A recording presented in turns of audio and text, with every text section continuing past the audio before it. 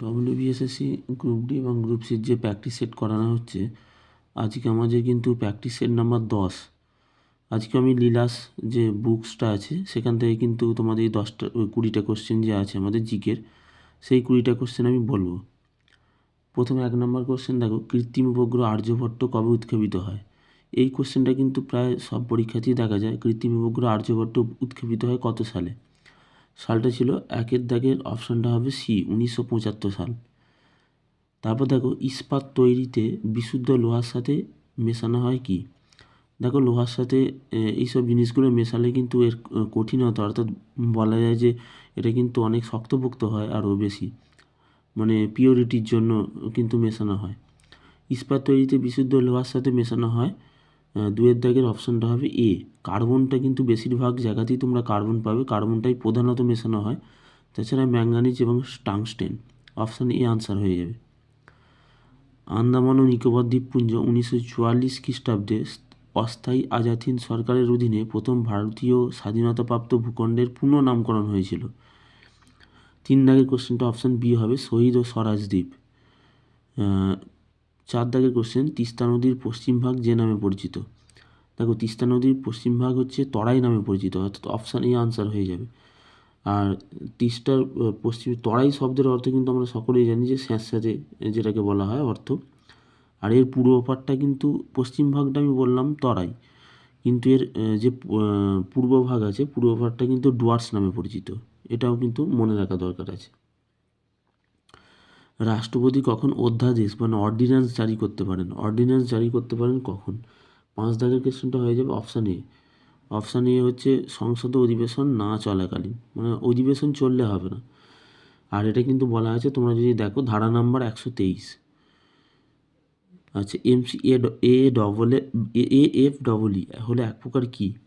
6 দাগের কোশ্চেনটা কিন্তু হয়ে গেল, এটা অ্যান্টিভাইরাস সফটওয়্যার, অবশ্যই অপশান এ আনসার হয়ে যাবে।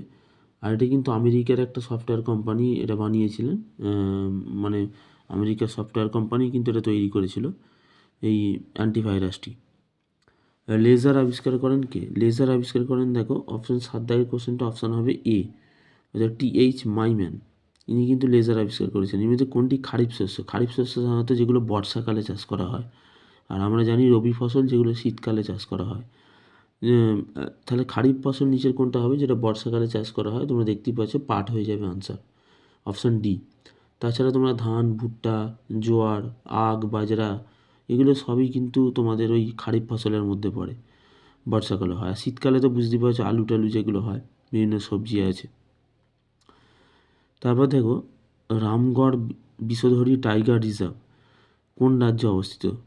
দেখো, এইখানে তোমাদের একটু বলে রাখি, তোমাদের যে স্ট্র্যাটেজিকের একটা পোর্শন আছে, বিশেষ করে এই স্ট্র্যাটেজিকের পোর্শনগুলো কিন্তু করে রাখতে হবে। বিষধরী যে টাইগার রিজার্ভটা, এটা যে রাজ্যে অবস্থিত, 9 দাগের কোশ্চেনটা, এটা হবে রাজস্থানের, রাজস্থানই কিন্তু অবস্থিত এই রামগড় বিষধরী টাইগার রিজার্ভ। রাজস্থানের বুন্দি বলে একটা জেলা আছে, সেই জেলাতে কিন্তু অবস্থিত। 10 দাগের কোশ্চেনে দেখো, ভারতে আধুনিক শিক্ষার প্রসারে রাজা রামমোহন রায়কে সাহায্যকারী একজন ডাচ ব্যক্তি ছিলেন, সেই ডাচ ব্যক্তির নাম কি? সেই ডাচ ব্যক্তির নাম হলো, তোমরা দেখতে পাচ্ছ, ডেভিড হেয়ার। আমরা ডেভিড হেয়ারের নাম শুনেছি সকলেই। ডেভিড হেয়ার স্কুল প্রতিষ্ঠাতা করেছিলেন 1818 সালে, এগুলো কিন্তু আমরা পড়েছি। তাহলে ডেভিড হেয়ার কিন্তু এখানে আনসার হয়ে যাবে। ভারতে 100 টাকার নোটে সই থাকে।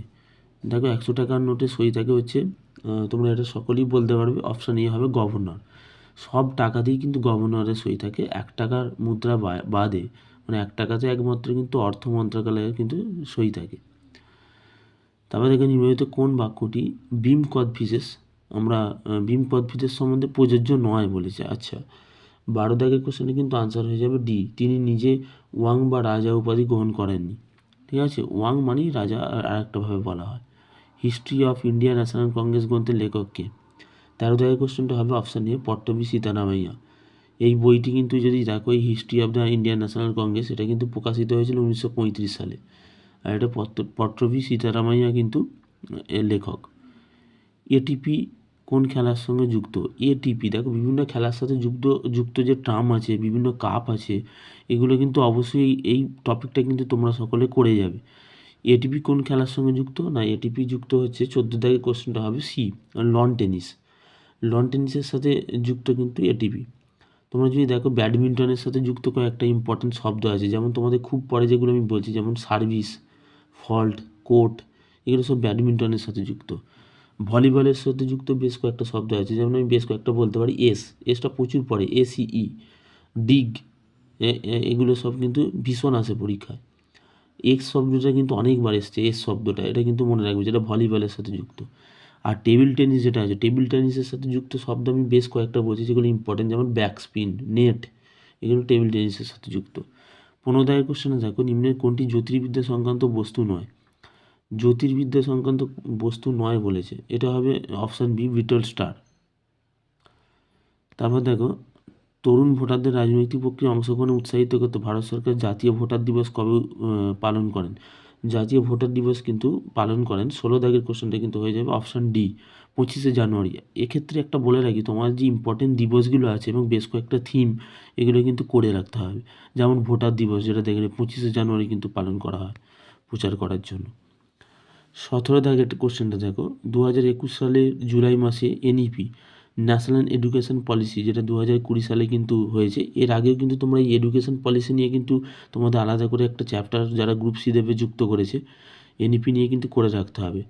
এখনও পর্যন্ত কবার NEP হয়েছে? 3বার। 1968 সালে হয়েছিল, 1986 সালে, আর হচ্ছে এই 2020 সাল। এগুলো কিন্তু মনে রাখতে হবে।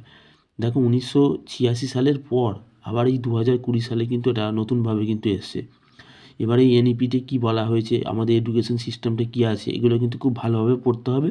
এখান থেকে পাক্কা কিন্তু কোশ্চেন থাকবে। আমি তোমাদের একটু বলে দিলাম, ন্যাশনাল এডুকেশন পলিসি 2020, ঠিক আছে, এটা কিন্তু হয়েছে তার মানে 2020-তে। এবার 20-র পর এগুলোতে কিন্তু অনেক কিছু যুক্ত করা হয়েছে, সেগুলো একটু জানতে হবে। দেখো এখানে কিন্তু ভারত সরকার বলেছে 5টি ভারতীয় ভাষা ইঞ্জিনিয়ারিং ডিগ্রি শিক্ষা দেওয়ার ঘোষণা করা হয়েছে। যে ভাষা ইঞ্জিনিয়ারিং শিক্ষা পড়ানো হবে তা চিহ্নিত করো। ইঞ্জিনিয়ারিং বিষয় কিন্তু পড়ানো হবে কিন্তু বাংলা ভাষাতেও, এটা কিন্তু নতুনভাবে খুব ইম্পর্টেন্ট কোশ্চেন। বাংলা ছাড়াও কিন্তু তোমরা যদি দেখো আরও 4টে ভাষার আমি নাম বলতে পারি, যেমন হিন্দি, তামিল, তেলেগু, মারাঠি, এগুলোতে কিন্তু পড়ানো হবে। এটা কিন্তু NEPতে বলা আছে। তারপর দেখো, ড্যাশ ছিলেন একজন চিত্রশিল্পী এবং কার্টুনিস্ট। চিত্রশিল্পী এবং কার্টুনিস্ট কে ছিলেন? এটা যদি দেখো 18 দাগের কোশ্চেনটা অপশান সি, গগেন্দ্রনাথ ঠাকুর কিন্তু আনসার হয়ে যাবে। 19 দাগের কোশ্চেন, পশ্চিমবঙ্গে কত ধরনের লোকনৃত্য আছে? এই আর্ট অ্যান্ড কালচার যেটা পশ্চিমবঙ্গে আছে, অবশ্যই কিন্তু খুব ভালোভাবে করতে হবে, সিলেবাসে আছে। পশ্চিমবঙ্গে কত ধরনের লোকনৃত্য আছে, কত ধরনের আছে যদি দেখো, 19 দাগের কোশ্চেনটা অপশান বি হবে, 5 ধরনের। যেমন আমি বলছি 5 ধরনের কী কী আছে, ব্রিটা নৃত্য আছে, টুসু নাচ আছে, গম্ভীরা নাচ আছে, হো নাচ আছে এবং বাউল নাচ আছে। এগুলো সম্বন্ধে একটু পড়ে রাখতে হবে। Electronics negotiable and warehouse receipts, এই নামের ক্রেডিট গ্যারান্টি স্কিম চালু করলো কে? যদি দেখো এই নামে চালু করেছে কিন্তু ভারত সরকার। অপশান ডি কিন্তু আনসার হয়ে যাবে। দেখো আমাদের 20টা কিন্তু কোশ্চেন ছিল ইম্পর্টেন্ট, এগুলো কিন্তু অবশ্যই তোমরা দেখে নাও একবার, তাহলে প্র্যাকটিস হয়ে যাবে। ধন্যবাদ সবাইকে, দেখতে থাকো এবং পরবর্তী ক্লাসের জন্য অবশ্যই সাবস্ক্রাইব করে রাখতে পারো চ্যানেলটাকে। ধন্যবাদ।